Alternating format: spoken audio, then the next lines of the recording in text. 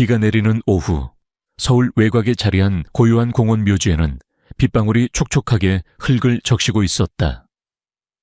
굵고 짧은 소나기가 지나간 뒤 하늘은 여전히 잿빛이었지만 빗줄기는 한결 가늘어져 마치 슬픔을 머금은 눈물처럼 끊임없이 흘러내리고 있었다.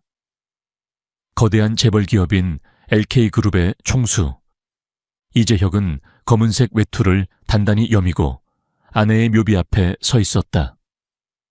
그의 등은 곧았지만 어깨는 이루 말할 수 없는 비통함에 짓눌려 있었다. 불과 1년 전 그의 세상 전부였던 아내가 불의의 사고로 세상을 떠났다. 세상의 모든 부와 명예를 거머쥔 남자였지만 그에게 남은 것은 오직 형언할 수 없는 상실감과 공허뿐이었다. 재혁의 눈빛은 비에 젖은 묘비를 응시하고 있었다. 묘비에는 사랑하는 아내 윤서아의 이름이 새겨져 있었다. 그는 손을 뻗어 차가운 비석 위를 쓸었다. 그녀의 이름을 따라 움직이는 손가락 끝에서 희미한 온기가 느껴지는 듯했다. 매주 이맘때면 그는 어김없이 이곳을 찾았다. 세상의 시선으로부터 벗어나 오직 자신과 서아만이 존재하는 공간에서 그는 비로소 가면을 벗고 무너져 내릴 수 있었다. 사람들은 그를 강철 같은 심장을 가진 남자라고 칭했지만 그들 중 누구도 그의 깊은 내면을 들여다본 적은 없었다. 서아는 그의 유일한 안식처이자 지친 영혼을 기댈 수 있는 유일한 존재였다. 그녀가 사라진 후 그의 삶은 거대한 공허함으로 채워졌다. 바람이 차가운 뺨을 스치고 지나갔다. 재혁은 눈을 감았다. 기억 속 서아의 미소가 아련하게 떠올랐다. 그녀의 목소리, 그녀의 향기, 그녀의 온기, 모든 것이 선명하면서도 동시에 너무나 아득했다. 그는 이 모든 것이 꿈이기를 바랐다. 잠에서 깨어나면 그녀가 옆에서 환하게 웃고 있을 것만 같았다. 그러나 현실은 냉혹했다. 차가운 빗방울이 그의 얼굴을 타고 흘러내렸다. 그것이 빗물인지 아니면 그가 애써 억눌러왔던 눈물인지 분간할 수 없었다. 그는 묘비 앞에 작은 우산을 펼쳐놓았다. 서아가 비에 젖는 것을 싫어했기 때문이었다. 생전 그녀는 언제나 밝고 따뜻한 사람이었다. 햇살 같던 그녀의 존재는 재혁의 메마른 삶의 단비와 같았다. 하지만 그 단비는 너무나 빨리 증발해버렸다. 그는 아내에게 미처 해주지 못한 수많은 일들을 떠올렸다. 함께 여행을 가고 싶었고 작은 집에서 소박하게 살고 싶다는 그녀의 소원을 들어주고 싶었다. 하지만 그는 항상 일에 쫓겨 그녀에게 충분한 시간을 할애하지 못했다. 후회와 자책이 파도처럼 밀려왔다. 재혁은 잠시 묘비에 기댄 채 그렇게 서 있었다. 세상 모든 소리가 사라진 듯 고요했다.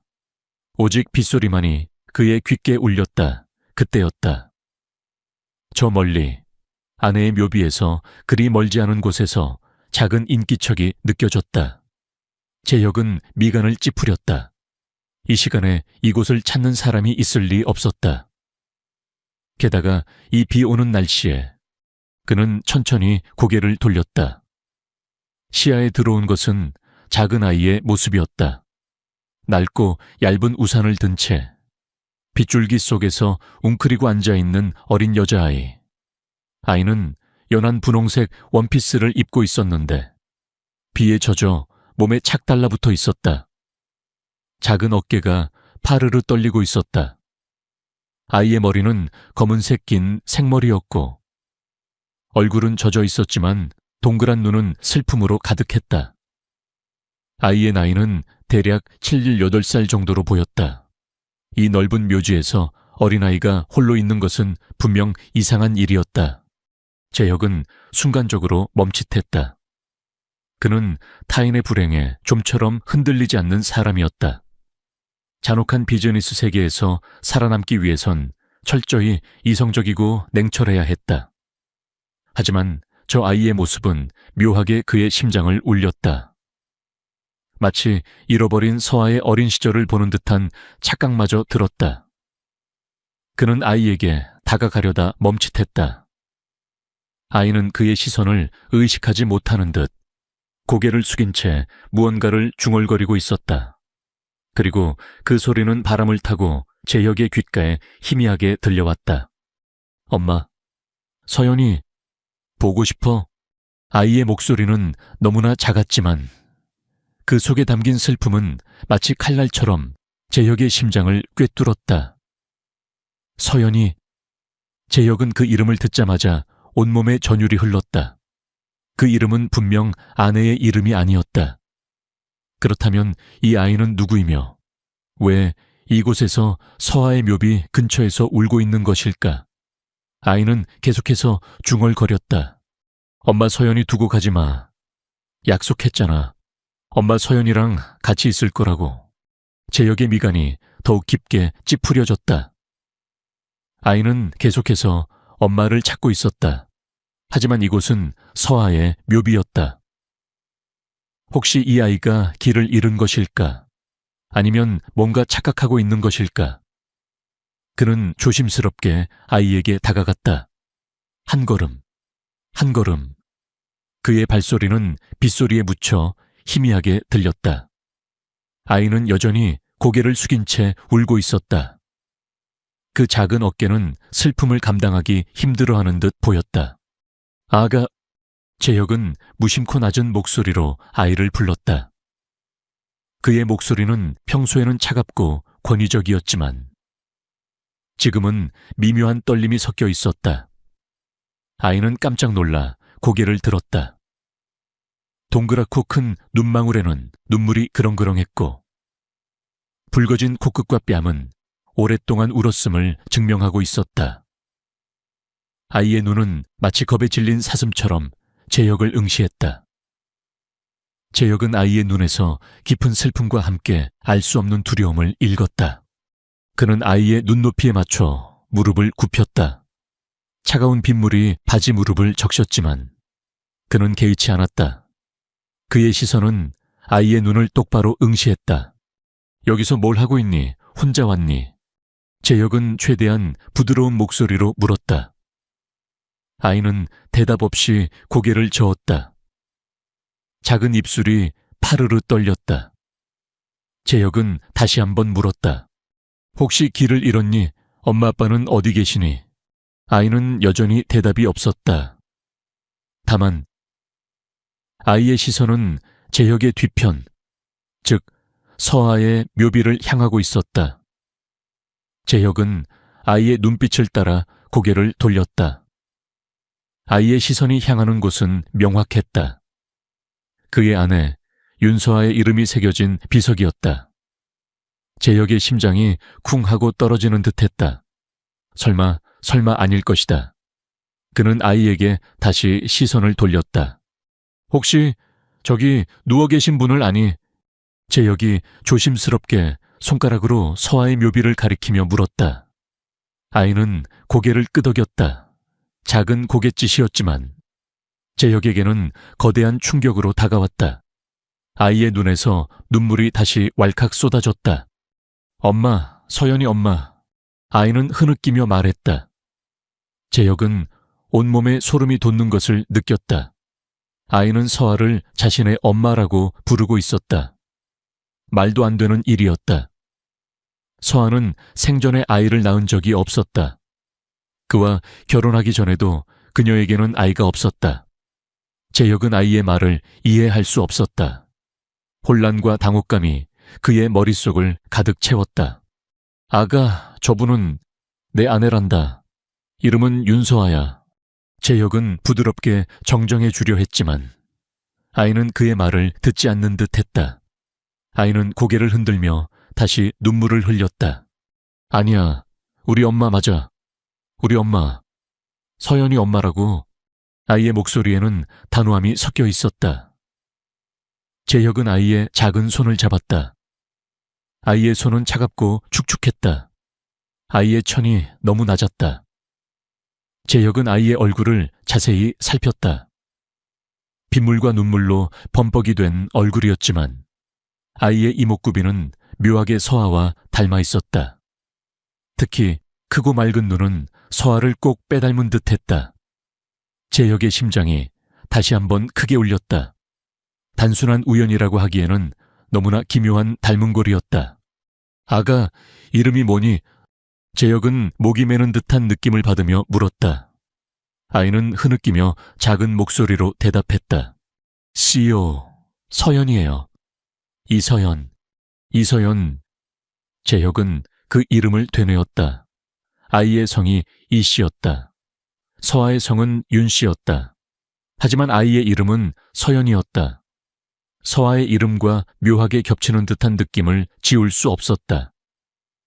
재혁의 머릿속은 복잡하게 얽히기 시작했다. 이 아이는 도대체 누구이며 왜 서아를 자신의 엄마라고 부르는 것일까? 그리고 서아와 이 아이 사이에 어떤 연결고리가 있는 것일까? 그는 아이의 얼굴을 다시 자세히 들여다보았다.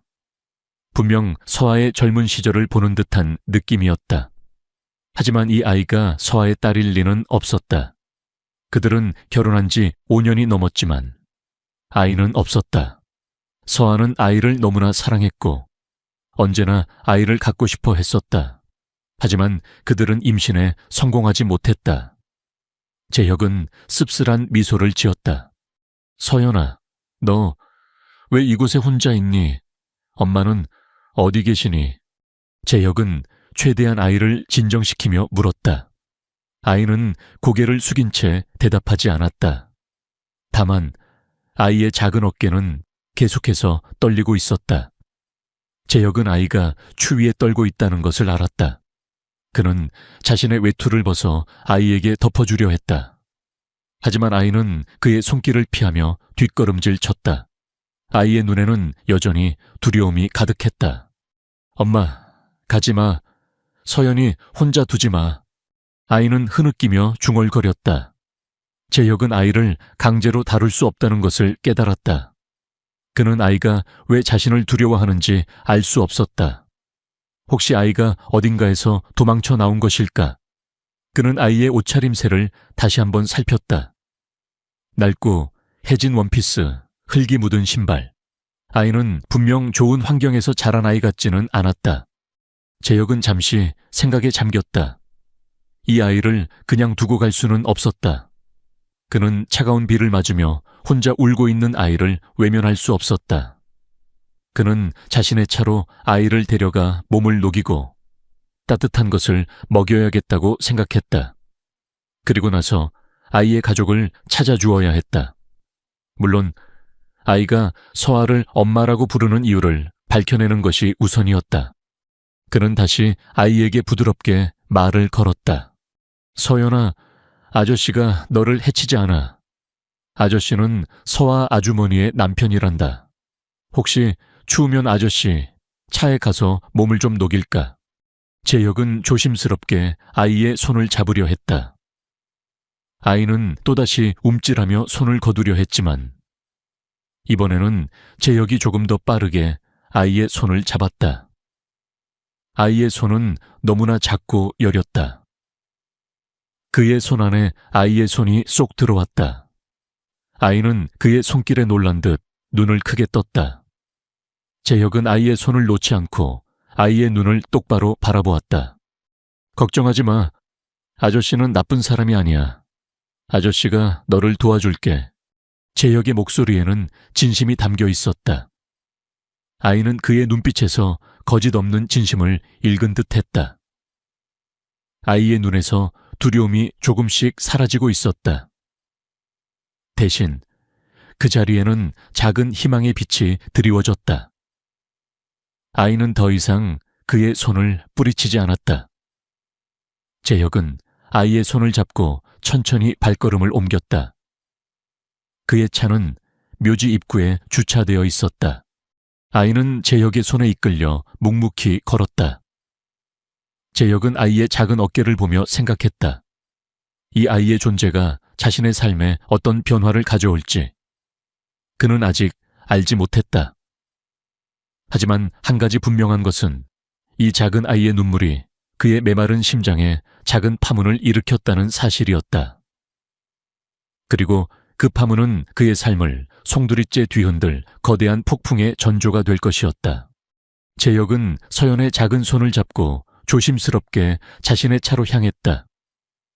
빗줄기는 여전히 가늘게 이어지고 있었지만 차가운 바람은 몸을 웅크리게 만들었다. 그는 서연을 조수석에 앉히고 안전벨트를 메어주었다. 서연은 여전히 잔뜩 겁먹은 표정으로 제역을 올려다보고 있었다. 작은 몸이 덜덜 떨리는 것이 눈에 보였다. 제역은 에어컨을 따뜻하게 틀고 히터 바람이 서연의 얼굴에 직접 닿지 않도록 조절했다. 차량 내부는 금세 훈훈해졌다. 서연아, 춥지 않니? 괜찮니? 제역이 부드러운 목소리로 물었다. 서연은 고개를 작게 끄덕였다. 그녀의 눈은 여전히 경계심으로 가득했지만 아까보다는 조금 누그러진 듯 보였다. 제역은 서연의 젖은 머리카락을 보았다. 그는 망설임 없이 자신의 재킷을 벗어 서연의 어깨에 둘러주었다. 값비싼 맞춤 재킷이었지만 지금 그에게 중요한 것은 서연이 따뜻해지는 것이었다. 서연은 재킷이 몸에 닿자 움찔했지만 이내 따뜻함에 몸을 맡기는 듯했다. 배고프니 뭐 먹고 싶은 거라도 있니? 제역은 서연이 혹시라도 오랜 시간 굶었을까 걱정되어 물었다. 서연은 고개를 살짝 숙인 채 작은 목소리로 중얼거렸다. 아니요. 제역은 서연이 쉽게 마음을 열지 않을 것이라는 것을 짐작했다. 그는 서연에게 강요하지 않기로 했다. 일단 몸을 녹이고 안정을 취하게 하는 것이 우선이었다. 그는 차를 천천히 몰아 공원 묘지를 벗어났다. 복잡한 생각들이 그의 머릿속을 가득 채웠다. 서연은 왜 서아를 엄마라고 불렀을까? 그리고 왜 혼자서 비 오는 날 묘지에 있었을까? 그는 가장 먼저 서연의 가족을 찾아주어야겠다고 생각했다. 하지만 서연은 이름 외에는 아무것도 말해주려 하지 않았다. 제역은 자신의 비서실장에게 전화를 걸어 공원 묘지 주변 CCTV를 확인하고 서연과 비슷한 또래의 실종 아동 신고가 있는지 알아보라고 지시했다. 그의 지시는 언제나 빠르고 정확하게 실행되었다. 차는 조용히 시내로 향했다. 제역은 운전대를 잡은 채 백미러로 서연의 모습을 확인했다. 서연은 재킷 속에 몸을 웅크린 채 창밖을 바라보고 있었다. 그녀의 눈빛은 아련하고 슬픔에 잠겨 있었다. 마치 세상 모든 시름을 짊어진 작은 어른 같았다. 제역은 문득 서아를 처음 만났을 때를 떠올렸다. 서아 역시 비슷한 눈빛을 가지고 있었다. 세상의 풍파를 겪어본 사람만이 가질 수 있는 깊은 눈빛. 그는 차를 몰아 시내의 한 고급 레스토랑으로 향했다. LK그룹 소유의 레스토랑이었기에 그는 아무에게도 방해받지 않고 서연과 대화할 수 있을 것이라고 생각했다. 레스토랑에 도착하자 지배인이 제혁을 보고 놀란 표정을 지었다. 제혁이 이토록 어린아이와 함께 이곳을 찾는 것은 처음 있는 일이었다. 제혁은 지배인에게 조용한 룸을 요청했고 서연이 먹을 만한 부드러운 음식들을 주문했다. 룸에 들어서자 서연은 긴장이 풀린 듯 작게 한숨을 쉬었다. 제혁은 서연이 편안함을 느낄 수 있도록 최대한 거리를 유지했다. 따뜻한 수프와 부드러운 스테이크, 그리고 과일이 서빙되었다. 서연은 음식을 보자 잠시 망설이는 듯하더니 이내 허겁지겁 수프를 떠먹기 시작했다. 그녀가 얼마나 오랫동안 굶었는지 알 수 있었다. 제혁은 서연이 먹는 모습을 말없이 지켜보았다. 그녀의 작은 입술 주위에 수프가 묻었지만 서연은 아랑곳하지 않았다. 그 모습이 왠지 모르게 애처롭게 느껴졌다. 천천히 먹어, 서연아. 더 있으니까. 제혁이 나지막이 말했다. 서연은 고개를 끄덕이며 계속해서 수프를 먹었다. 그녀는 이내 스테이크까지 깨끗하게 비웠다. 재혁은 만족스러운 미소를 지었다. 아이가 잘 먹는 모습을 보니 마음이 놓였다. 식사를 마친 후 서연은 아까보다는 훨씬 편안해진 듯 보였다. 재혁은 이제 조심스럽게 대화를 시도할 때라고 판단했다. 서연아, 아까 묘지에서 서아 아주머니를 엄마라고 불렀는데 혹시 아저씨에게 이야기해 줄 수 있겠니? 서아 아주머니와는 어떤 관계였니? 재혁은 최대한 부드럽고 상냥한 목소리로 물었다. 서연은 고개를 살짝 숙인 채 작은 손가락으로 테이블 위를 만지작거렸다. 그녀의 표정에는 여전히 망설임이 역력했다. 서아 엄마는 서연이 엄마예요. 진짜 엄마가 아파서 하늘나라 가고 나서 서아 엄마가 서연이랑 같이 있어줬어요. 서연의 목소리는 너무나 작아서 거의 들리지 않을 정도였다. 하지만 그 말 한마디 한마디는 재혁의 심장을 강하게 울렸다. 진짜 엄마가 아파서 하늘나라 가고 나서. 그 말은 서연이 이미 친어머니를 잃었다는 것을 의미했다. 그리고 서아는 그런 서연이를 돌봐주었다는 것이다. 재혁은 충격에 휩싸였다. 그는 서아의 과거에 대해 많은 것을 알고 있다고 생각했지만 이런 사실은 전혀 알지 못했다. 서연아, 내 진짜 엄마는 어떤 분이셨니? 이름은? 재혁이 조심스럽게 물었다. 서연은 고개를 들고 재혁의 눈을 똑바로 바라보았다. 그녀의 눈빛에는 슬픔과 함께 그리움이 가득했다. 우리 엄마 이름은 김민영이에요. 아주 착하고 예쁜 엄마였어요. 서연이를 너무 사랑해줬어요. 김민영. 재혁은 그 이름을 되뇌었다. 김민영이라는 이름은 그의 기억 속에 없었다. 서아의 친구들 중에는 그런 이름이 없었다. 재혁은 혼란스러웠다. 서아는 왜 이 아이의 존재를 자신에게 숨겼을까? 그리고 서연의 친어머니인 김민영이라는 사람은 누구일까? 김민영, 서연이 엄마는 어떻게 서아 아주머니를 알게 되셨니? 재혁이 다시 물었다. 서연은 잠시 머뭇거리더니 작은 목소리로 대답했다. 우리 엄마랑 서아 엄마는 어렸을 때부터 친한 친구였대요. 서연이 엄마가 그랬어요. 어렸을 때부터 친한 친구. 그 말은 재혁에게 또 다른 충격을 주었다. 서에게는 그가 알지 못하는 친한 친구가 있었다는 말인가. 재혁은 서아의 과거에 대해 그리 깊이 파고들지 않았다. 그는 그녀의 현재와 미래만을 중요하게 생각했기 때문이었다. 그녀는 그에게 과거의 아픔을 이야기하지 않았고 재혁은 그녀의 아픔을 건드리고 싶지 않아 묻지 않았다. 하지만 지금 그 과거의 아픔이 이렇게 작은 아이의 모습으로 나타나 그의 앞에 서 있었다. 그럼 서연이 아빠는 어디 계시니? 재혁이 조심스럽게 아빠의 존재를 물었다. 아이의 표정이 순간적으로 어두워졌다. 서연은 고개를 숙인 채 손가락을 꼼지락거렸다. 아빠는 서연이 태어나고 얼마 안 돼서 사고로 돌아가셨대요. 서연의 목소리는 더욱 작아졌다. 재혁은 가슴이 아려왔다. 이 작은 아이는 태어나자마자 아빠를 잃고 이제는 엄마마저 잃은 것이었다. 그녀의 삶은 시작부터 너무나도 잔혹했다. 그래서 서아 엄마가 서연이랑 같이 살아줬구나. 재혁이 나지막이 말했다. 서연은 고개를 끄덕였다.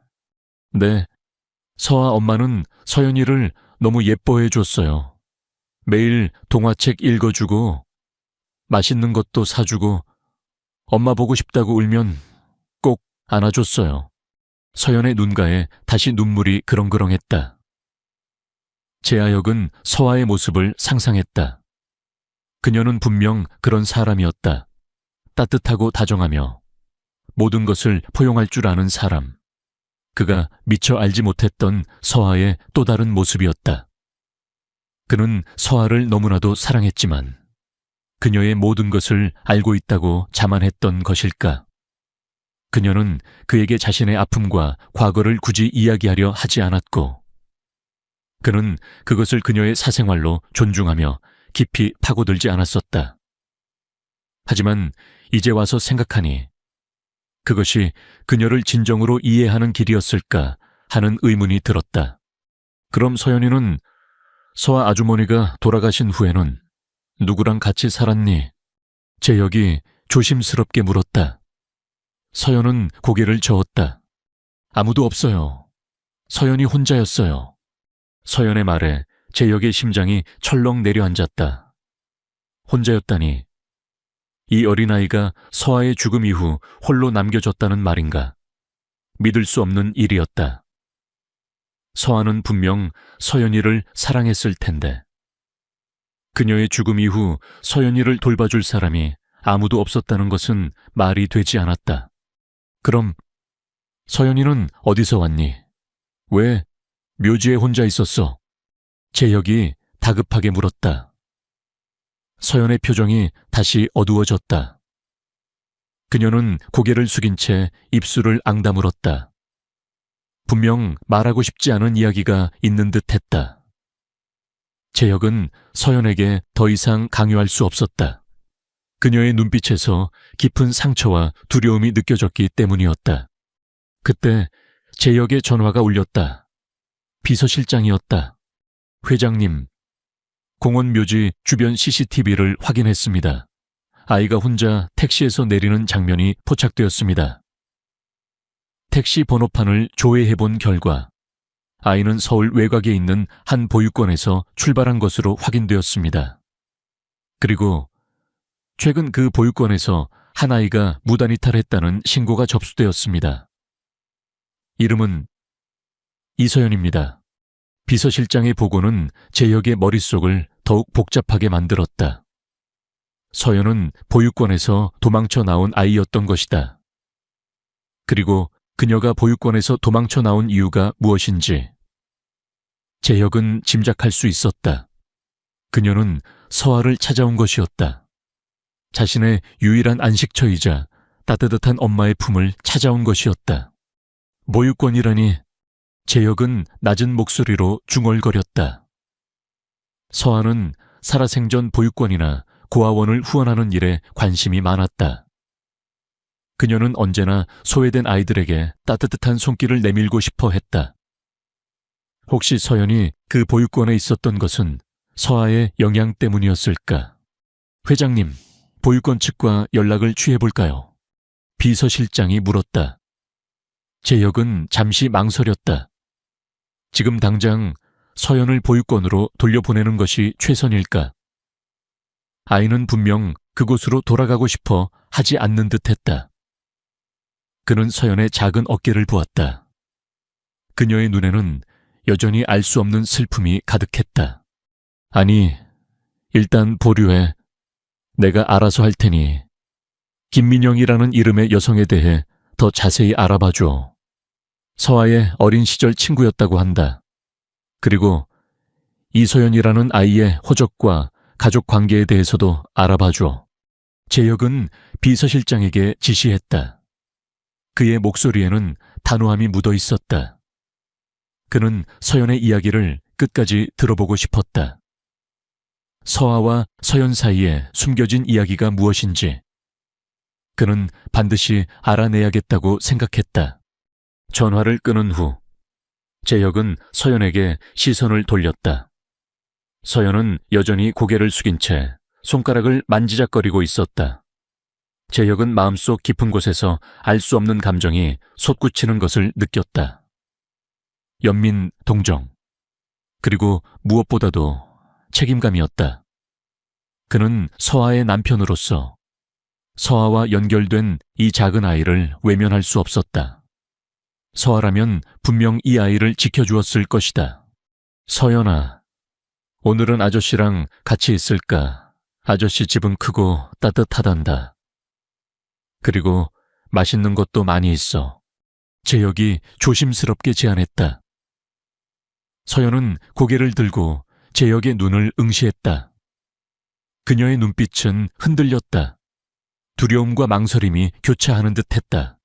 하지만 아저씨는 서연이 아빠가 아니잖아요. 서연의 목소리는 너무나 작았지만 그 말은 재혁의 심장을 날카롭게 찔렀다. 아이는 자신을 버리지 않을, 영원히 함께할 부모를 갈망하고 있었다. 재혁은 자신이 서연에게 해줄 수 있는 것이 무엇인지 생각했다.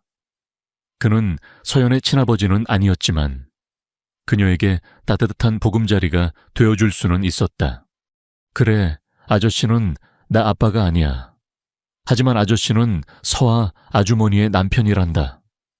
서아 아주머니가 널 많이 사랑했고 아저씨도 너를 혼자 두지 않을 거야. 아저씨가 너를 지켜줄게. 네가 원하는 건 뭐든지 이야기해도 좋아. 재혁의 목소리에는 진심이 담겨 있었다. 그는 서연에게 진정한 가족이 되어주고 싶었다. 비록 피 한 방울 섞이지 않았지만 서아와의 인연으로 엮인 이 아이에게 그는 책임감을 느꼈다. 서연은 재혁의 눈을 한참 동안 바라보았다. 그녀의 눈에서 눈물이 주르륵 흘러내렸다. 하지만 이번에는 슬픔의 눈물이 아니었다. 안도감과 작은 희망이 섞인 눈물이었다. 서연은 천천히 고개를 끄덕였다. 그녀의 작은 손이 재혁의 손을 살포시 잡았다. 그 순간 재혁의 마음속에 따뜻한 온기가 스며들었다. 그는 오랜 시간 잊고 지냈던 감정이었다. 서아를 잃고 난 후 그의 삶은 차가운 얼음처럼 변했었다. 하지만 서연이라는 작은 아이의 존재가 그 얼음벽에 작은 균열을 내기 시작했다. 그는 이 작은 아이를 통해 서아의 흔적을 느끼고 있었다. 그리고 어쩌면 서연이를 통해 자신이 잃어버렸던 삶의 의미를 다시 찾을 수 있을지도 모른다는 희망이 그의 마음속에 피어났다. 재혁은 서연의 손을 잡고 레스토랑을 나섰다. 밖은 여전히 비가 내리고 있었지만 그의 마음속에는 더 이상 어둠과 차가움이 없었다. 대신 작은 아이의 존재가 가져다준 따뜻한 빛이 드리워져 있었다. 이 빛은 그의 삶을 송두리째 바꿔놓을 것이었다. 그는 서연의 손을 더욱 꽉 잡았다. 이 작은 아이를 지키기 위해 그는 모든 것을 할 준비가 되어 있었다. 재혁은 서연의 작은 손을 잡고 자신의 저택으로 향했다. 서울 강남의 최고급 주택가에 자리한 그의 저택은 웅장하고 고요했다. 넓은 정원에는 비를 맞은 나무들이 싱그러운 냄새를 풍겼고 대리석으로 된 현관은 은은한 조명 아래 빛나고 있었다. 평소 같으면 이 넓고 화려한 공간은 그에게 그저 잠자는 곳 이상의 의미가 없었지만 오늘은 서연이라는 작은 손님이 있었기에 묘한 온기가 감돌았다. 저택 안으로 들어서자 가정부가 놀란 표정으로 그들을 맞았다. 재혁이 어린아이를 데리고 오는 것은 처음 보는 일이었기 때문이었다. 재혁은 가정부에게 서연을 위해 따뜻한 목욕물을 준비하고 편안한 잠옷과 간식거리를 준비해달라고 지시했다. 그의 목소리에는 평소의 냉철함 대신 부드러움이 묻어 있었다. 서연아, 피곤할 텐데 먼저 씻고 푹 쉬자. 재혁이 서연의 눈높이에 맞춰 말했다. 서연은 고개를 끄덕였다. 그녀의 얼굴에는 여전히 피곤함이 역력했지만 아까보다는 훨씬 안정된 모습이었다. 서연은 가정부의 손을 잡고 욕실로 향했다. 재혁은 그녀의 뒷모습을 한참 동안 바라보았다. 그의 심장 한구석에서 알 수 없는 감정이 움트고 있었다. 서연은 그의 삶에 예상치 못한 변화를 가져온 작은 존재였다. 서연이 목욕을 하는 동안 재혁은 자신의 서재로 향했다. 그는 비서실장에게 전화를 걸어 김민영이라는 이름의 여성과 이서연이라는 아이에 대한 조사를 재촉했다. 특히 서아와의 관계에 대한 자세한 정보를 원했다. 그는 서아의 과거를 제대로 알지 못했다는 사실에 깊은 자책감을 느꼈다. 서아는 그에게 모든 것을 주었지만 그는 그녀의 가장 깊은 상처와 비밀을 공유하지 못했던 것이다. 몇 시간 후 비서실장의 보고가 도착했다. 재혁은 보고서를 읽는 내내 숨을 죽였다. 김민영은 윤서아와 초등학교 때부터 고등학교 때까지 가장 친한 친구였다. 둘은 마치 자매처럼 지냈고 모든 비밀을 공유하는 사이였다고 한다. 그러나 대학 진학 후 서아가 유학을 떠나면서 두 사람의 연락이 끊겼다. 김민영은 국내에서 대학을 졸업하고 평범한 회사원이 되었으며 몇 년 전 결혼하여 이서연이라는 딸을 낳았다고 했다. 하지만 결혼 2년 만에 남편이 사고로 사망했고 김민영 역시 불과 1년 전 희귀병으로 세상을 떠났다고 한다. 가장 충격적인 사실은 김민영이 세상을 떠나기 직전 서아와 다시 연락이 닿았고 서아가 김민영의 병원비를 지원해주고 서연이를 돌봐주기로 약속했다는 내용이었다. 보고서에는 서아의 계좌에서 김민영에게 거액의 송금이 이루어진 기록과 서아의 일기장에서 김민영과 서연이에 대한 내용이 발견되었다는 사실도 적혀 있었다. 서아는 서연이를 매우 아꼈고 자신의 친딸처럼 사랑하며 돌봐주려고 했던 것이다. 하지만 서아 또한 불의의 사고로 세상을 떠나면서 서연이는 다시 홀로 남겨지게 된 것이었다. 재혁은 보고서를 손에 든 채 한참 동안 말없이 서 있었다. 그의 머릿속은 복잡하게 얽혔다. 서아는 그에게 이렇게나 중요한 사실을 숨기고 있었다. 하지만 그것은 그를 믿지 못해서가 아니라 그에게 짐이 되고 싶지 않았기 때문이었을 것이다. 서아는 언제나 강인하고 독립적인 사람이었다. 그녀는 자신의 아픔을 혼자 감당하려 했고 그에게 걱정을 끼치고 싶어 하지 않았다. 그녀의 그런 점을 그는 사랑했지만 동시에 이해하지 못했던 부분이었다. 재혁은 서아의 묘비 앞에서 느꼈던 혼란과 서연의 눈물을 다시 떠올렸다. 이 모든 퍼즐 조각들이 이제야 맞춰지는 듯했다. 서아는 서연이에게 엄마와 같은 존재였다. 그녀는 김민영에게 약속했던 대로 서연이를 보살피고 있었다. 그녀가 떠난 후에도 서연이가 자신을 찾아 묘지까지 온 이유가 여기에 있었다. 서연이는 서아를 마지막 남은 희망이자 의지할 곳으로 여겼던 것이다. 재혁은 깊은 한숨을 내쉬었다. 그는 아내의 숨겨진 선행에 감탄하면서도 그녀의 죽음으로 인해 또다시 상처받은 서연이에 대한 안쓰러움에 가슴이 저려왔다. 그는 즉시 비서실장에게 보유권과의 연락을 재개하고 서연이의 현재 법적 보호자가 누구인지 그리고 서연이가 유산이나 보험금 등 상속받을 재산이 있는지 여부를 철저히 조사하라고 지시했다. 그의 지시는 평소보다 더욱 단호하고 차가웠다.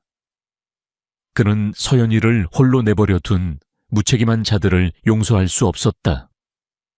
서아의 뜻을 이어받아 서연이를 보호해야 한다는 강한 책임감이 그의 심장을 뛰게 했다. 그때 서재문이 조용히 열리고 서연이가 나타났다. 머리는 단정하게 말려 있었고 따뜻한 수면 잠옷을 입고 있었다. 그녀의 얼굴에는 생기가 돌았고 눈빛은 아까보다 훨씬 밝아져 있었다. 그녀는 재혁의 모습을 보자 조심스럽게 다가왔다. 아저씨, 서연이가 작은 목소리로 불렀다. 재혁은 보고서를 내려놓고 서연이를 향해 돌아섰다. 그의 얼굴에는 부드러운 미소가 떠올랐다. 응, 서연아, 푹 쉬었니? 서연이는 고개를 끄덕였다. 그녀의 손에는 작은 그림책이 들려 있었다. 낡고 해진 그림책이었다. 서아 엄마가 서연이한테 읽어주던 책이에요. 서연이가 조심스럽게 그림책을 내밀었다. 재혁은 그림책을 받아들었다. 표지는 바래고 닳아 있었지만 그림 속 요정들은 여전히 아름다웠다. 재혁은 그림책을 펼쳤다. 안쪽 페이지에는 서아의 필체로 사랑하는 서연이에게 서아 엄마가 라고 적혀 있었다. 그 글씨를 보는 순간 재혁의 눈가에 뜨거운 것이 맺혔다. 서아의 따뜻한 마음이 고스란히 느껴지는 듯했다. 서아 아주머니가 이 책을 읽어주었구나. 서연이가 좋아하는 책이니 재혁이 목이 메는 듯한 목소리로 물었다. 서연이는 고개를 끄덕였다. 네, 서아 엄마는 매일 밤 이 책을 읽어주면서 서연이가 혼자가 아니라고 언제나 지켜줄 거라고 말해줬어요. 서연이의 말에 재혁의 심장이 다시 한번 크게 울렸다. 서아는 정말로 서연이를 지켜주려 했다. 그리고 이제 그 약속은 자신이 지켜야 할 차례였다. 그는 서연이의 작은 손을 잡았다. 서연아 아저씨가 서아 아주머니를 대신해서 널 지켜줄게. 약속한다. 재혁의 목소리는 진심으로 가득 차 있었다. 서연이는 재혁의 말을 이해한 듯 그의 손을 더욱 꽉 잡았다. 그녀의 작은 눈에는 믿음과 희망이 가득했다. 그 순간 재혁은 자신이 해야 할 일이 무엇인지 명확하게 깨달았다.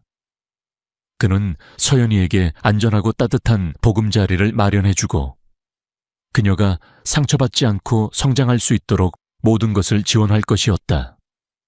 이것은 단순한 책임감을 넘어선 서에 대한 그의 사랑과 그리움의 표현이기도 했다. 그는 서연이를 데리고 침실로 향했다. 서연이는 재혁의 품에 안겨 잠이 들었다. 그녀의 작은 숨소리가 재혁의 귓가에 들려왔다. 그는 서연이의 임에 입을 맞추었다. 그녀의 작은 몸에서 느껴지는 온기가 그의 얼어붙었던 심장을 녹이는 듯했다. 재혁은 잠든 서연이를 침대에 눕히고 조용히 방을 나왔다. 그의 발걸음은 더 이상 방황하지 않았다. 그의 마음은 굳게 다져져 있었다. 그는 이제 서연이를 지키기 위한 싸움을 시작할 것이었다. 보유권에 서연이를 맡긴 자들이 누구든, 서연이의 재산을 노리는 자들이 누구든, 그는 그들을 용서하지 않을 것이었다. LK그룹의 총수로서 그가 가진 모든 권력과 자원을 동원해서라도 그는 서연이를 보호할 것이었다. 새벽녘, 재혁은 다시 서재로 돌아와 컴퓨터를 켰다. 그는 직접 서연이의 법적 문제와 관련된 자료들을 검색하기 시작했다. 그의 눈빛은 어느 때보다 날카롭고 결연했다. 과거에 냉철했던 사업가의 모습이 되살아나는 듯했다. 하지만 이번에는 그의 싸움이 자신이나 LK그룹의 이익을 위한 것이 아니었다. 그것은 서아의 마지막 소원을 지키고 상처받은 작은 아이의 미래를 보호하기 위한 싸움이었다. 그는 밤새도록 자료를 분석하고 법률 고문팀에게 연락을 취해 회의를 소집했다. 그의 머릿속에는 오직 서연이의 안전과 행복만이 가득했다. 새벽을 틈타 재혁은 법률 고문팀을 소집했다. 그의 지시에 따라 잠시 후 저택의 서재에는 LK그룹의 최고 변호사들이 모두 모였다. 그들의 얼굴에는 피곤함이 역력했지만 재혁의 호출은 그 어떤 것도 미룰 수 없는 절대적인 명령이었다. 그는 간밤에 조사한 보고서와 서연이의 현재 상황을 간결하고 명확하게 설명했다. 변호사들은 재혁이 사적인 문제로 이토록 심각하게 나서는 모습에 놀라움을 금치 못했다. 이서연 양의 현재 법적 보호자를 파악하고 양육권 확보를 위한 모든 법적 절차를 검토하십시오. 김민영 씨의 유산 관련 문제도 동시에 진행하십시오. 어떤 수단과 방법을 동원해서라도 이 아이의 권리와 안전을 최우선으로 확보해야 합니다. 재혁의 목소리는 차분했지만 그 속에는 강철 같은 단호함이 묻어 있었다. 변호사들은 회의가 끝나자마자 일사불란하게 움직이기 시작했다. 그들은 곧이어 서연이의 법적 보호자가 김민영 씨의 남동생, 즉 서연이의 외삼촌인 이경태라는 사실을 밝혀냈다. 그리고 이경태는 보육권 측에 서연이를 맡긴 후 거의 돌보지 않았으며 서연이의 존재를 귀찮아하는 인물이라는 것도 알아냈다. 이경태는 어릴 적부터 도박과 유흥에 빠져 살았고 번번이 사업에 실패하며 빚더미에 앉아 있었다. 그는 서연이의 부모가 남긴 유산, 특히 고가의 부동산과 상당한 현금 자산을 노리고 있었다. 김민영 씨는 딸 서연이에게 상속을 해주면서 서연이가 성인이 될 때까지는 이경태가 유산을 관리하도록 법적인 절차를 밟아놓았다. 문제는 이경태가 이미 그 유산의 일부를 빼돌려 자신의 도박 빚을 갚거나 유흥비로 탕진하고 있었다는 점이었다. 또한 그는 서연이를 자신이 돌보고 있다고 보육권에 거짓말을 하고 아이를 방치했던 것이다. 이경태는 서연이가 보육권을 탈출했다는 사실조차 제대로 인지하지 못하고 있었다. 재혁은 보고를 받는 내내 분노를 사겼다. 그는 인간의 탐욕이 어디까지 갈 수 있는지 다시금 깨달았다. 겨우 어린아이의 재산을 탐내어 그 아이를 위험에 빠뜨리다니. 그는 즉시 이경태와의 만남을 지시했다. 그의 계획은 이경태가 어떤 인물인지 직접 확인하고 협상과 법적 절차를 통해 서연이의 양육권을 가져오는 것이었다. 며칠 후 재혁은 이경태와의 만남을 위해 한 허름한 카페에 도착했다. 이경태는 재혁이 올 것이라고는 상상도 못한 듯 초라한 차림새로 건들거리는 태도를 보였다. 그의 눈빛은 탐욕과 불안으로 가득했고 얼굴에는 오랜 세월 도박과 술에 찌든 흔적이 역력했다. 재혁은 그를 보자마자 불쾌감이 치밀어 올랐다. 그는 차가운 시선으로 이경태를 응시했다. 이경태 씨 되십니까? 저는 LK그룹의 이재혁입니다.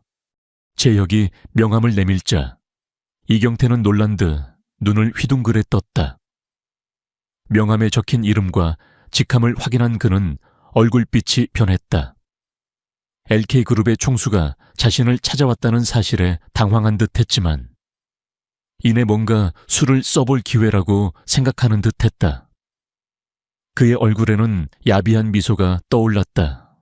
아이고, 이재혁 회장님께서 어쩐 일로 이런 누추한 곳까지 찾아주셨습니까? 설마 서연이 때문에 오신 건 아니시죠? 이경태는 짐짓 모르는 척 능청스럽게 말했다. 재혁은 그의 위선적인 태도에 더욱 불쾌해졌다. 이경태 씨는 서연이 양의 유일한 법적 보호자이자 외삼촌으로서 아이를 방치하고 심지어 유산을 횡령한 혐의를 받고 있습니다. 더 이상의 변명은 시간 낭비입니다. 본론으로 들어가죠.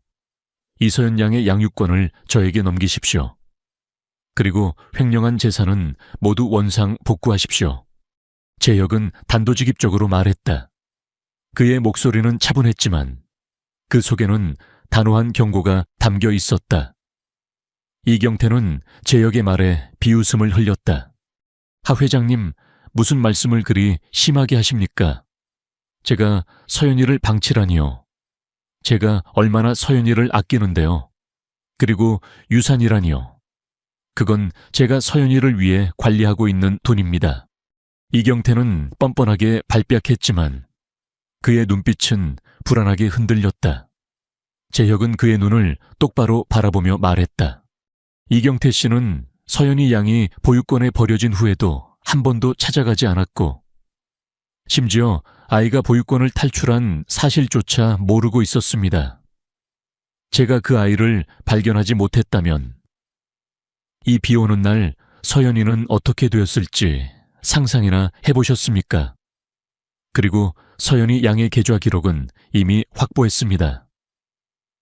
횡령 사실을 부인한다면 법적 절차를 통해 모든 것을 밝혀낼 것입니다. 재혁의 말에 이경태의 얼굴은 사색이 되었다.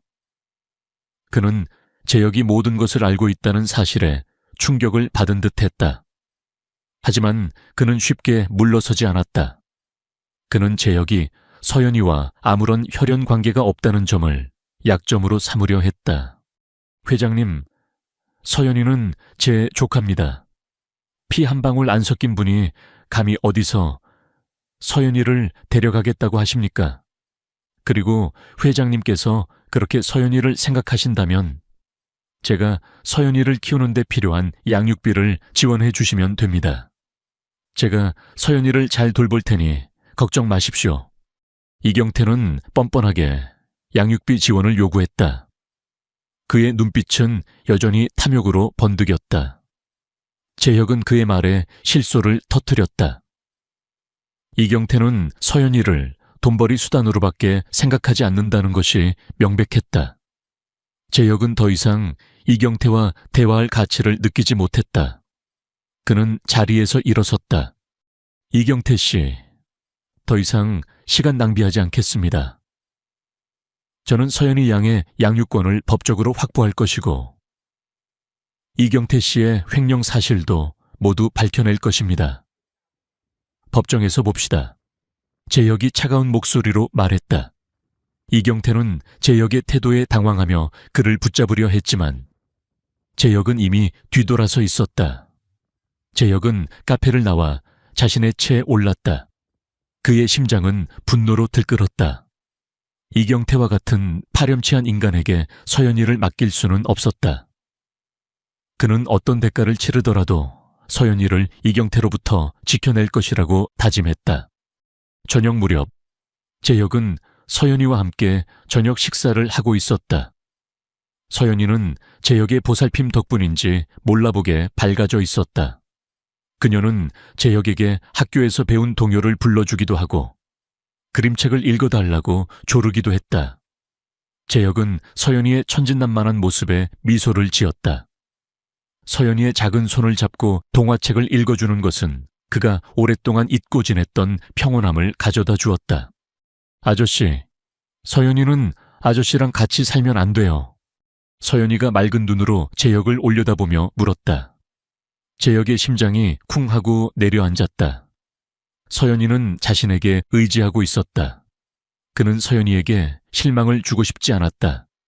그럼 아저씨랑 같이 살자. 서연이가 원하면 언제든지 아저씨랑 같이 있을 수 있어. 재혁은 망설임 없이 대답했다. 그의 목소리는 부드럽고 따뜻했다. 서연이는 환하게 웃으며 재혁의 품에 안겼다. 그녀의 작은 온기가 재혁의 온몸에 퍼졌다. 재혁은 서연이를 꼭 안아주었다. 그는 이 아이를 지키기 위해 무엇이든 할 준비가 되어 있었다. 다음 날 아침 재혁은 이경태를 상대로 서연이의 양육권 소송을 제기했다. LK그룹의 법률팀은 이경태의 횡령과 서연이 방치 사실을 입증할 수 있는 모든 증거를 제출했다. 이경태는 재혁의 공격적인 태도에 당황했지만 자신도 변호사를 선임하여 맞섰다. 그는 재혁이 서연이와 아무런 혈연 관계가 없다는 점을 집중적으로 부각시켰고 재혁이 단지 서연이의 유산을 노리는 것이라고 주장했다. 재판은 치열하게 전개되었다. 이경태의 변호사는 재혁의 부하 권력을 이용해 서연이를 빼앗으려 한다고 비난했다. 언론도 이 사건에 큰 관심을 보였다. 거대 재벌 총수가 어린아이의 양육권 소송에 휘말렸다는 사실은 대중의 이목을 끌기에 충분했다. 사람들은 재혁의 진짜 의도가 무엇인지 궁금해했다. 일부는 그를 어린아이의 재산을 탐하는 악당으로 몰아쓰기도 했다. 재혁은 이러한 비난과 오해 속에서도 흔들리지 않았다. 그는 오직 서연이의 행복만을 생각했다. 재판 과정에서 서연이는 증인으로 법정에 출석했다. 그녀는 작은 목소리로 이경태가 자신을 보살피지 않았으며 서아를 그리워하며 묘지에서 헤매다 재혁을 만났다고 진술했다. 서연이의 진심 어린 증언은 법정 분위기를 숙연하게 만들었다. 그녀의 순수한 눈물은 많은 사람들의 마음을 움직였다. 재혁은 서연이의 손을 잡고 법정을 나섰다. 기자들의 플래시 세례가 쏟아졌지만 재혁은 아랑곳하지 않았다. 그는 서연이의 손을 더욱 꽉 잡고 그녀를 보호했다. 이 모든 싸움이 서연이를 위한 것임을 그는 알고 있었다. 그리고 그는 이 싸움에서 반드시 이길 것이라고 굳게 다짐했다. 양육권 소송은 이경태의 예상보다 훨씬 더 격렬하게 진행되었다. 이재혁은 LK그룹의 모든 자원과 명성을 걸고 서연이를 지키려 했다. 그의 법률팀은 이경태의 횡령 사실과 서연이를 방치한 증거들을 낱낱이 파헤쳐 법정에 제출했다. 이경태의 과거 도박 전력과 폭력성까지 수면 위로 드러났다. 언론은 재벌 총수의 파격적인 행보에 연일 보도를 쏟아냈다. 대중의 시선은 호기심과 의심, 그리고 점차적으로는 연민으로 바뀌어갔다. 재혁은 언론의 스포트라이트와 쏟아지는 비난 속에서도 흔들림이 없었다. 그는 매일 아침 서연이와 함께 아침 식사를 하고 학교에 데려다 주었으며 저녁에는 함께 숙제를 하고 잠자리에 들 때까지 곁을 지켰다. 서연이는 재혁의 보살핌 속에서 놀라운 속도로 밝아지고 있었다. 그녀의 눈빛에는 더 이상 슬픔이나 두려움이 아닌 따뜻한 온기가 가득했다. 학교에서도 친구들과 잘 어울리고 선생님에게는 똑똑하고 착한 아이로 칭찬을 받았다. 재혁은 서연이가 보여주는 작은 변화 하나하나에 큰 기쁨을 느꼈다. 서아를 잃은 후 그의 삶은 메말라버린 사막과 같았다. 하지만 서연이의 존재는 그 사막에 샘물이 솟아나게 했다. 서연이의 웃음소리는 저택의 고요함을 깨고 활기를 불어넣었다. 그는 서연이를 통해 서아의 사랑과 유산을 이어받고 있다는 느낌을 받았다. 그것은 단순히 유산을 관리하는 차원을 넘어선 깊은 영혼의 교감이었다. 그러나 이경태는 쉽게 물러서지 않았다. 그는 재판이 불리하게 돌아가자 비열한 수단을 동원하기 시작했다. 이경태는 재혁이 서연이의 유산을 노리고 접근한 것이라는 소문을 퍼뜨렸다. 또한 과거 재혁이 사업을 확장하면서 사용했던 강경한 방식들을 들추어내며 그가 냉혈하고 잔인한 사업가라고 공격했다. 심지어 사설 탐정을 고용해 재혁의 사생활을 캐내려 했고 서연이에게 접근하여 거짓 정보를 흘리며 재혁에게서 멀어지게 하려고까지 했다. 어느 날 오후 재혁은 학교에서 돌아온 서연이의 얼굴이 잔뜩 굳어있는 것을 발견했다. 그녀의 눈에는 다시 슬픔과 혼란이 서려 있었다. 재혁은 서연이에게 무슨 일이 있었는지 조심스럽게 물었다. 서연이는 작은 목소리로 학교 친구들이 자신에게 회장님은 서연이 돈을 뺏으려고 하는 나쁜 사람이라고 말했다고 털어놓았다. 이경태가 퍼뜨린 소문이 서연이에게까지 영향을 미친 것이었다. 재혁은 서연이를 꼭 안아주었다. 그의 심장은 아파왔다. 순수한 아이에게 이런 거짓말을 퍼뜨려 상처를 주다니. 이경태의 비열함에 치가 떨렸다. 서연아, 아저씨는 서연이 돈을 뺏을 생각이 전혀 없어. 서연이의 돈은 서연이 거란다.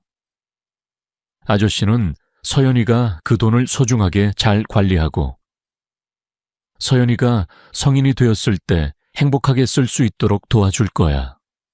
아저씨는 서연이를 너무나 사랑하고 서연이를 지켜주고 싶을 뿐이야. 재혁은 서연이의 눈을 똑바로 바라보며 진심을 담아 말했다. 서연이는 재혁의 눈빛에서 거짓 없는 진실을 읽은 듯했다. 그녀는 고개를 끄덕이며 재혁의 품에 더 깊이 파고들었다. 아저씨, 서연이는 아저씨 믿어요. 아저씨가 제일 좋아요. 서연이의 순수한 고백에 재혁의 마음은 더욱 굳건해졌다. 그는 이경태와의 싸움에서 반드시 승리해야겠다고 다짐했다. 그는 비서실장에게 이경태의 거짓 소문을 반박하고 진실을 밝힐 수 있는 자료를 언론에 공개하라고 지시했다.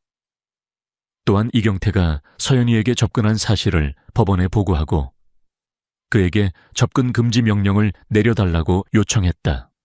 재판은 마지막 변론을 앞두고 있었다. 재혁은 변호사들과 함께 밤샘 회의를 거듭하며 마지막 전략을 세웠다. 그는 법정에서 직접 진술할 것을 결정했다. 그의 진심을 서연이와 대중에게 직접 전달하고 싶었기 때문이었다. 결정적인 재판날, 법정은 취재진과 방청객으로 가득 찼다. 이경태는 초췌한 얼굴로 피고인석에 앉아 있었다. 재혁은 당당하고 침착한 모습으로 증인석에 섰다. 저는 윤서아의 남편이자 이서연 양의 보호자로서 이 자리에 섰습니다. 재혁의 목소리는 법정 안에 울려 퍼졌다. 저에게는 사랑하는 아내 윤서아가 있었습니다. 그녀는 생전에 이서연 양의 친어머니인 김민영 씨와 가장 친한 친구였습니다. 그리고 김민영 씨가 세상을 떠나기 전 서아는 김민영 씨에게 서연이를 보살피겠다는 약속을 했습니다. 불행히도 서아는 그 약속을 미처 다 지키지 못하고 먼저 세상을 떠났습니다. 하지만 저는 서아의 남편으로서 그녀의 마지막 소원을 지키고 싶습니다. 재혁은 차분하게 자신의 이야기를 이어갔다. 그는 서아의 일기장에서 발견된 서연이에 대한 애정 가득한 글들을 증거로 제시했다. 그리고 서연이가 얼마나 사랑스럽고 순수한 아이인지, 그녀가 자신에게 어떤 의미인지 진심을 담아 이야기했다. 저는 이서연 양에게 혈연 관계가 없습니다. 하지만 피는 물보다 진하다는 말이 언제나 맞는 것은 아닙니다. 저는 서연이에게 따뜻한 보금자리와 사랑을 줄 수 있는 사람입니다.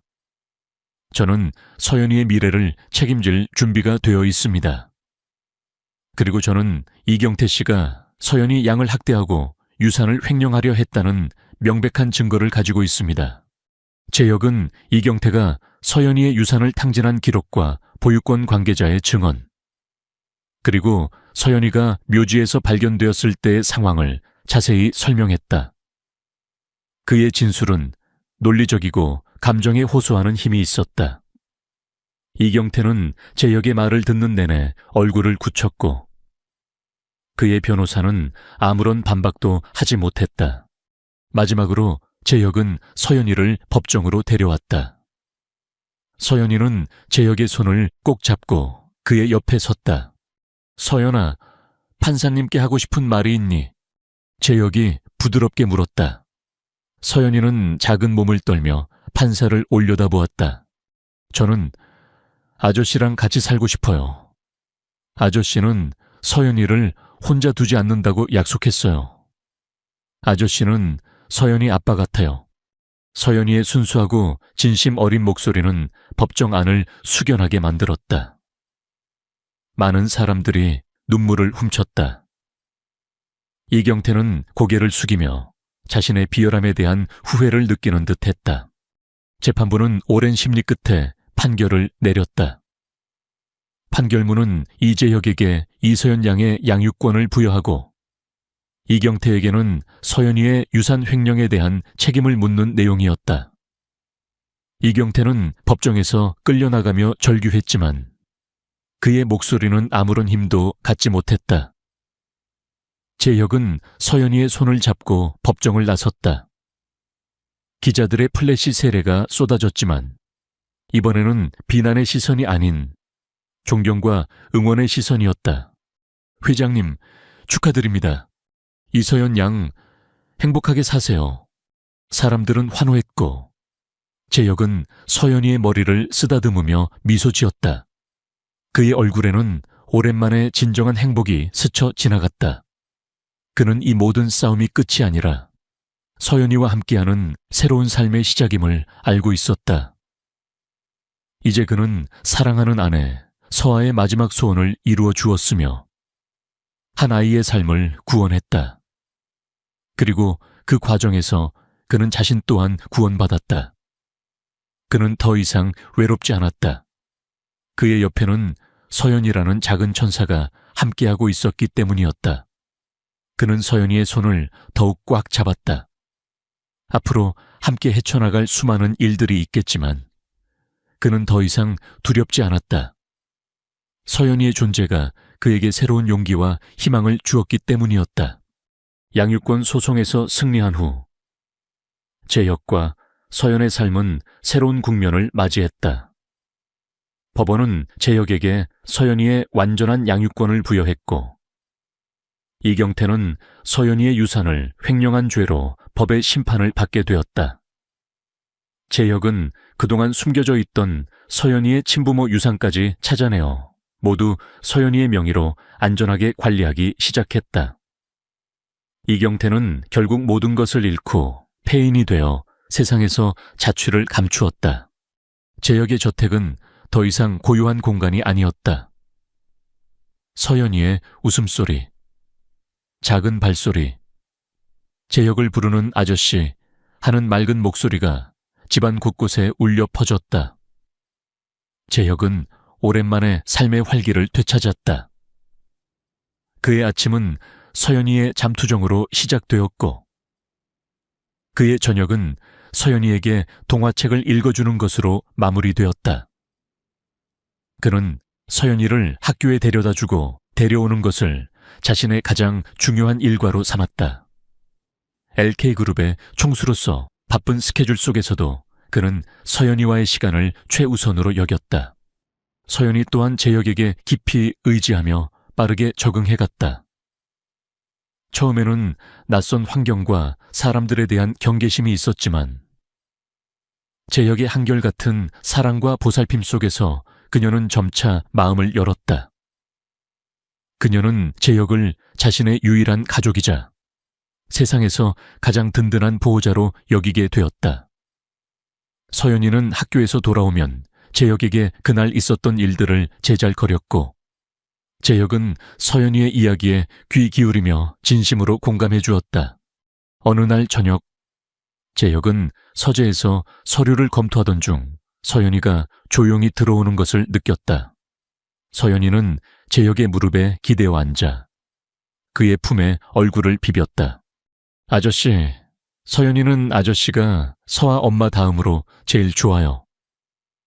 서연이의 순수한 고백에 제혁의 심장이 따뜻해졌다. 서연이에게 서아는 영원한 엄마였다. 제혁은 서아의 빈자리를 서연이에게서 조금이나마 채워나가고 있음을 느꼈다. 그는 서연이의 머리를 쓰다듬으며 부드럽게 말했다. 아저씨도 서연이가 제일 좋아. 서연이가 아저씨한테 와줘서 정말 기뻐. 그날 밤 제혁은 잠든 서연이의 얼굴을 보며 생각했다. 서아의 죽음 이후 그는 세상 모든 것에 대한 흥미를 잃고 살았다.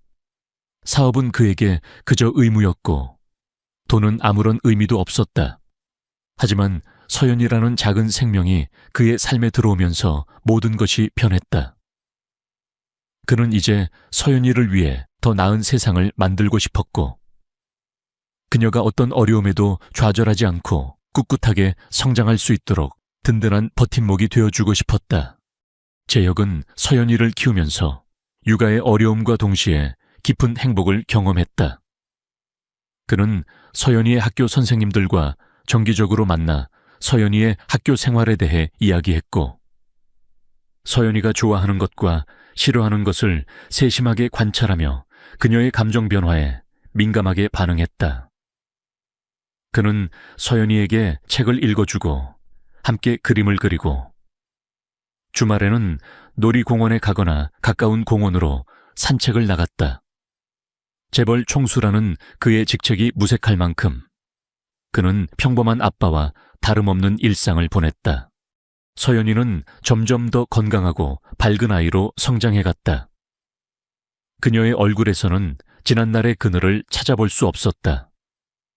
서연이는 제혁의 아낌없는 사랑과 보살핌 속에서 자존감을 회복했고 자신감을 키워나갔다. 그녀는 제혁에게 끊임없이 질문을 던졌고 제혁은 서연이의 호기심을 채워주기 위해 노력했다. 그는 서연이에게 세상의 아름다움을 보여주고 싶었고 그녀가 자신의 꿈을 향해 나아갈 수 있도록 모든 것을 지원해주고 싶었다. 제혁과 서연의 관계는 단순히 법적인 보호자와 피보호자의 관계를 넘어섰다. 그들은 서로에게 의지하고 서로를 사랑하는 진정한 가족이 되었다. 재혁은 서연이의 웃음소리에서 위안을 얻었고, 서연이는 재혁의 품에서 세상의 어떤 어려움도 이겨낼 수 있다는 용기를 얻었다. 어느덧 서연이가 재혁의 집에 온 지 1년이라는 시간이 흘렀다. 서연이는 이제 초등학교 2학년이 되었고, 재혁은 서연이의 첫 학예회에 참석했다. 서연이는 무대 위에서 해맑은 미소로 동요를 불렀다. 재혁은 서연이의 노래를 들으며 눈시울이 붉어졌다. 불과 1년 전 빗속에서 홀로 울고 있던 작은 아이가 이렇게 밝고 건강하게 자라주었다는 사실에 가슴이 벅차올랐다. 학예회가 끝난 후 서연이는 재혁에게 달려와 품에 안겼다. 아저씨, 서연이 노래 잘 불렀죠? 그럼 우리 서연이 최고였지?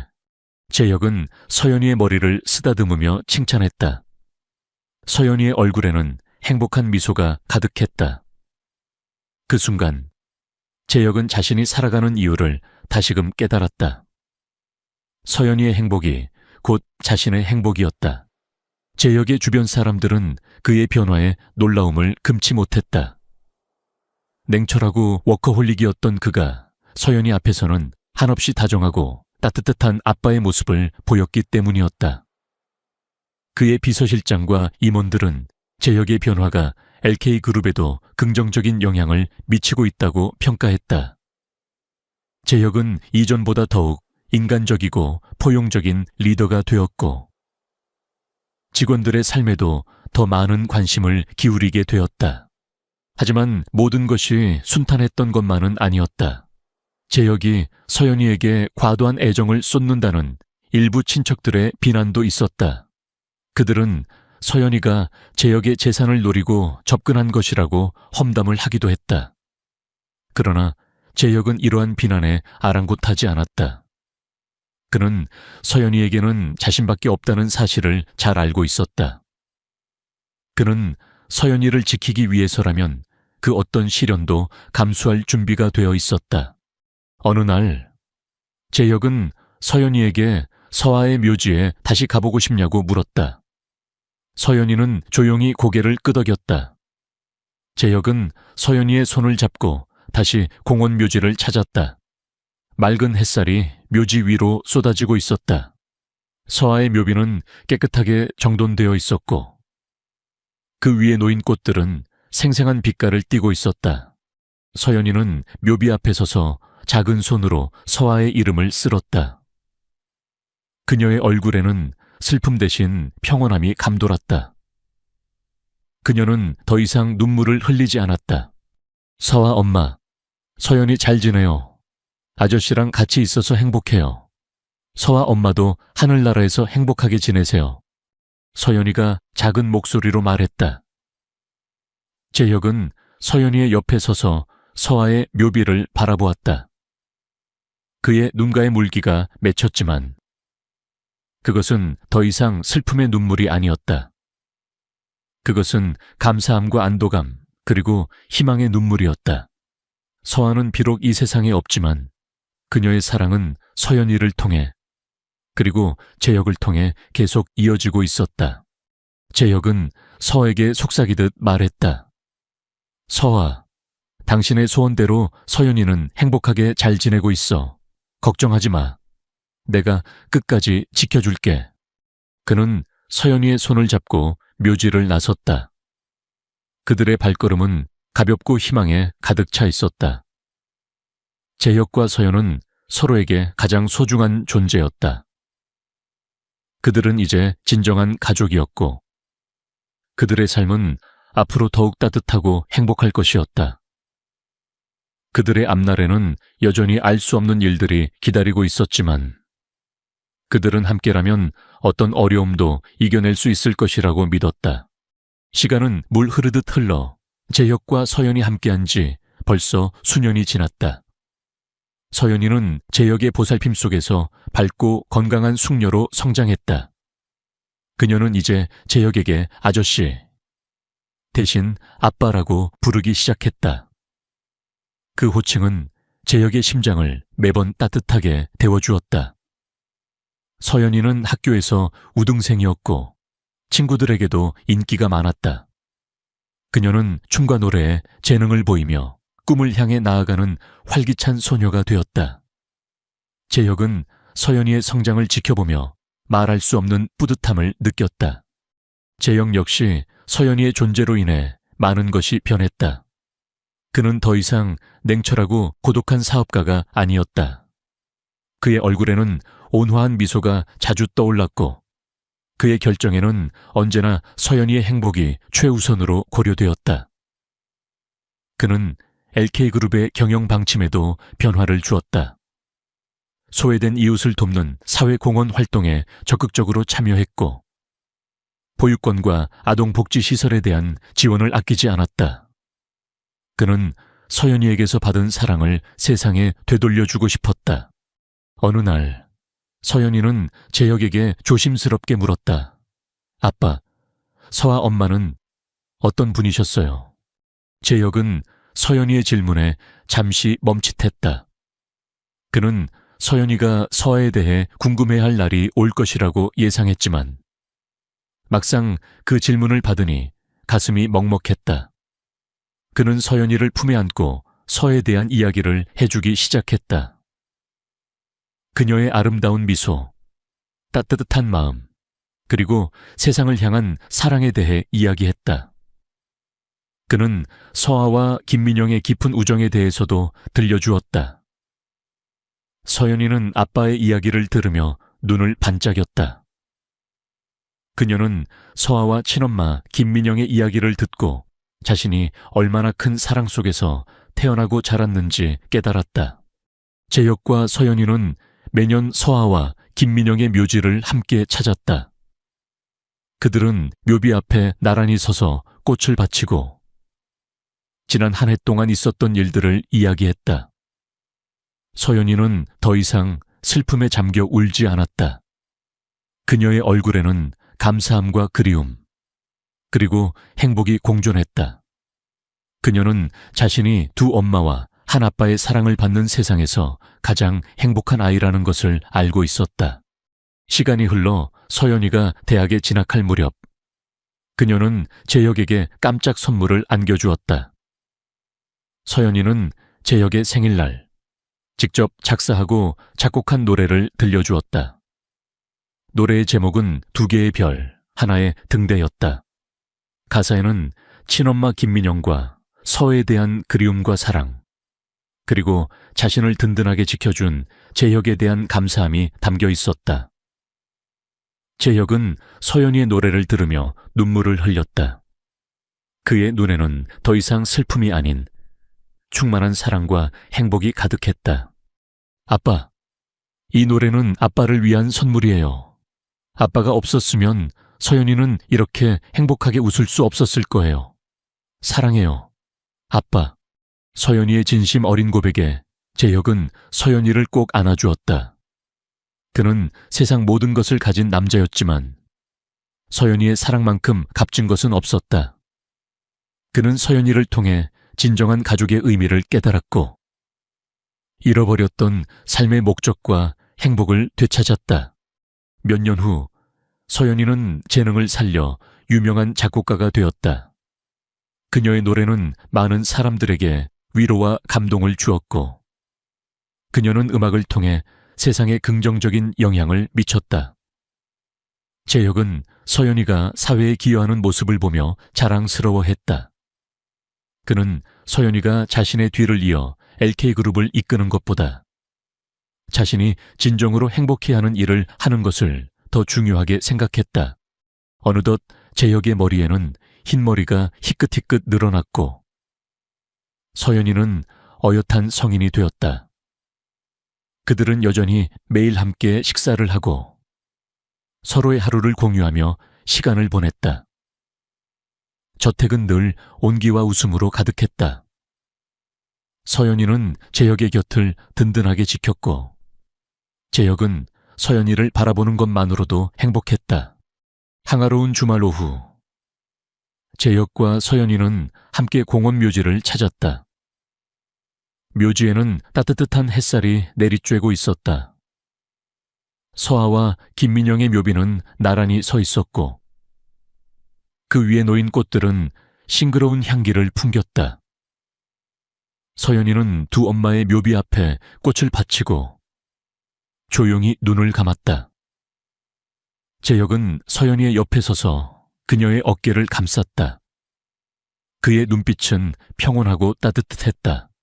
아빠, 서연이는 서아 엄마랑 민영 엄마 덕분에 아빠를 만났고 이렇게 행복하게 살 수 있게 되었어요.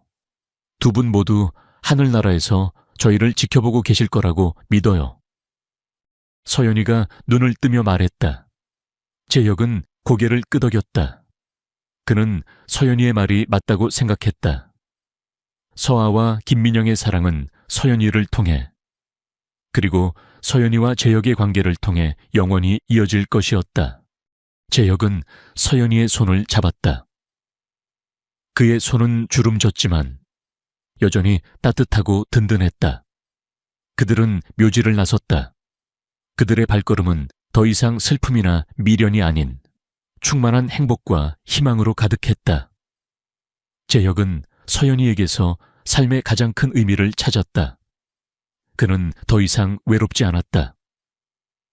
그의 곁에는 사랑하는 딸 서연이가 있었고 그의 마음속에는 서아와 김민영의 따뜻한 사랑이 영원히 살아 숨쉬고 있었다.